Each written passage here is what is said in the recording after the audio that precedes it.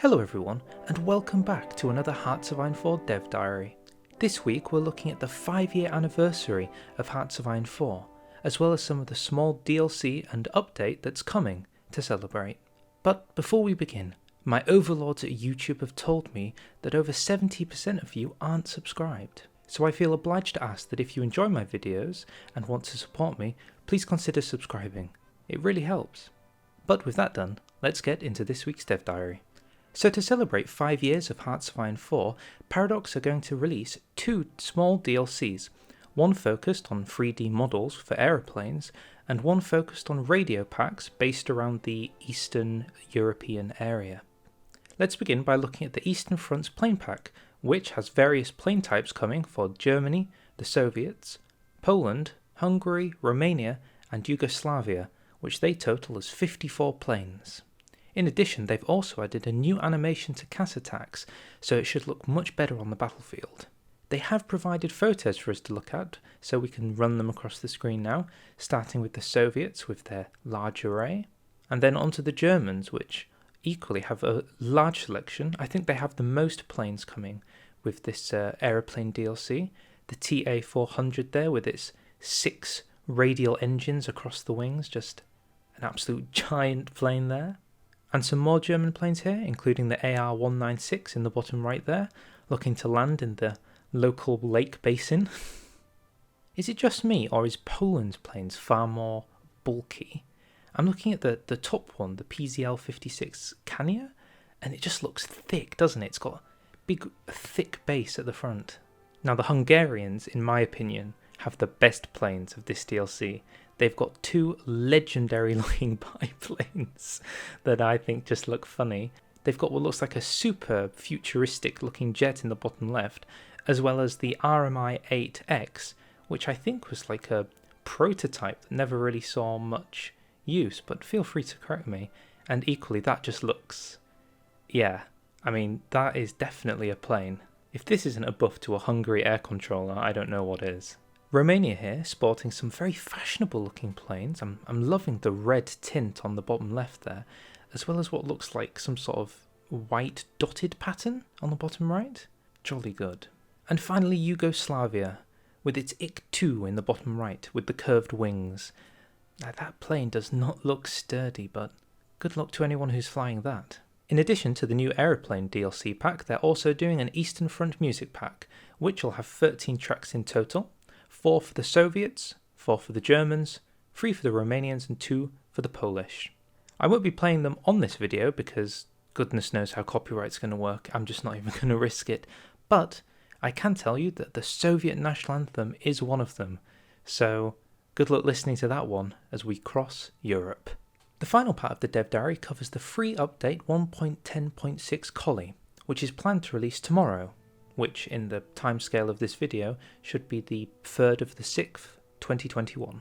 For those who are interested, they've released an entire patch log of changes, fixes, bug changes and all the rest of it, but they summarise their best points in the opening paragraph. Firstly, Ethiopia can now peace out Italy if they push them off the Horn of Africa. So for those of you who plan to suffer in jungle attrition playing as Haile Selassie, good luck to you, because now you can peace Italy out and put an end to the madness. You can now control the equipment of garrison templates like with other templates, so you can make sure that the right equipment is going where it needs to. Jose Diaz portrait should now work with any combination of DLC. So for those who didn't know, if you didn't have the La Resistance DLC, the portrait for the communist side of Spain was non-existent. It was in the game, it just didn't show due to some problem, and hopefully now that's fixed.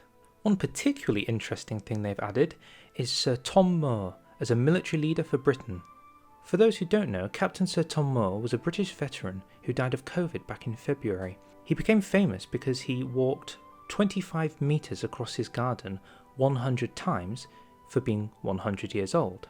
In doing so, he raised money for charity, which I believe came to the total of 37 million. Because he raised so much money for charity, he became sort of a mini national hero. But yes, sadly passed away, so Paradox is honouring him in the sense of putting him in the game. In addition, there is now a Portuguese unit voiceover for the Resistance owners, so for those who enjoy playing Portugal and forming the Fifth Empire, you get a truly authentic experience. If we go deeper inside the patch log, there are some other things I'd just like to mention because I find them to be interesting. The first one being it is no longer possible to swap templates on divisions that are encircled. So I believe there was a thing where if you got encircled, you could just cheat out losing the equipment by swapping the division template to like a 2 width and escaping the inevitable fate. Unfortunately, that works no more. In terms of AI, Turkey now will join the Allies in late 1943. So be aware of that. They're not as neutral as they used to be in previous versions.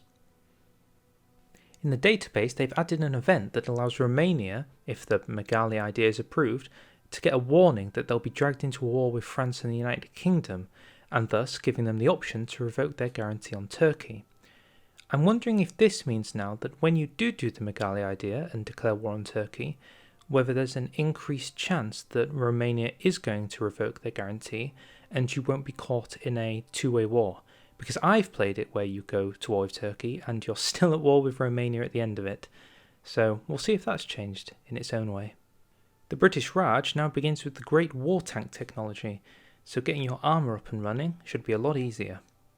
And finally, I noted that it said there'll be a new decisions UI for Bulgarian and Greek internal faction system.